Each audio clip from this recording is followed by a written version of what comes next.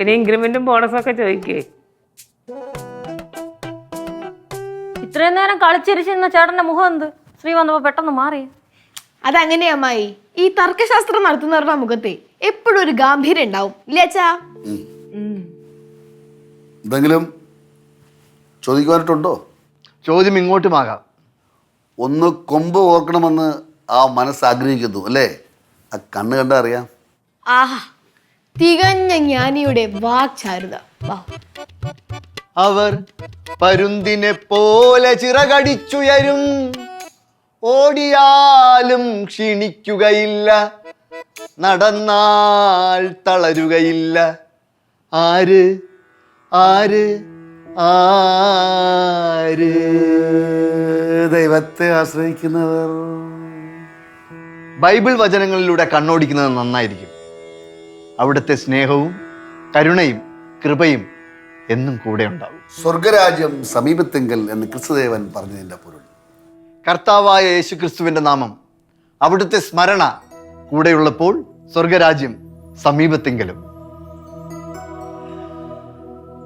സ്വന്തമായൊന്നുമില്ല, സർവതും നിന്ദാനം, സ്വസ്ഥമായുറങ്ങിടാൻ സമ്പത്തിൽ മയങ്ങാതെ, മണ്ണിൽ സൗഭാഗ്യം നേടാനായാലും ആത്മം നഷ്ടമായ ഫലമെവിടെ? ദൈവസ്നേഹം വർണ്ണിച്ചിടാൻ വാക്കുകൾ പോരാ, നന്ദി ചൊല്ലി തീർക്കുവാനീ ജീവിതം പോരാ.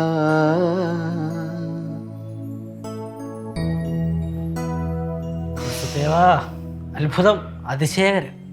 എൻ്റെ പൊന്നു, ജംഗ്ഷനിൽ നിന്ന് നമ്മൾ വീടെത്തുന്നിടം ഇടയ്ക്ക് എത്ര പള്ളികളുണ്ട് ഇല്ലേ? ആ പള്ളികളുടെ എല്ലാത്തിൻ്റെ മതിലിൽ ഇങ്ങനെ നല്ല മഹത് വചനങ്ങൾ എഴുതി വെച്ചിട്ടുണ്ട്. അതൊക്കെ ഇങ്ങനെ വായിക്കും, അതിൻ്റെ അർത്ഥം അതറിയില്ല. ഇരുന്ന് രണ്ടും കൂടെ പറയണ കേട്ട എന്തോ വലിയ സംഭവങ്ങളാണെന്ന് തോന്നുന്നു. ഏജി പാടിയാടുന്നു. എടി, അവിടെ എഴുതി വച്ചിരിക്കുന്ന വാക്യം സദാ സ്മരിച്ചാൽ മതി, അത് തന്നെ ധാരാളം. ശ്രീകുട്ട, കാരുണ്യവാൻ നബി, മുത്തുരത്നമെന്ന് പറഞ്ഞ മഹാത്മാവ് ആര്?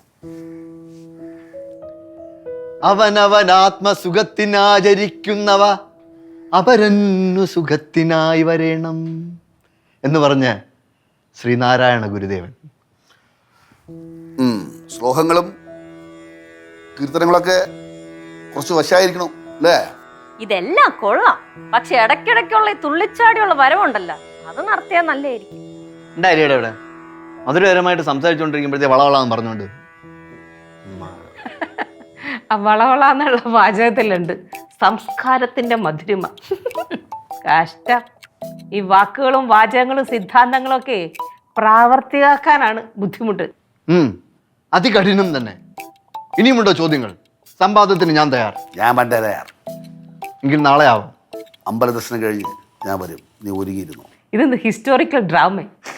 വല്ലപ്പോഴേക്കും നമ്മളെ കുടുംബം മാന്യമായിട്ട് രണ്ട് വാക്ക് സംസാരിക്കുന്നു. കളിയാക്കണ്ടേ? നടക്കട്ടെ.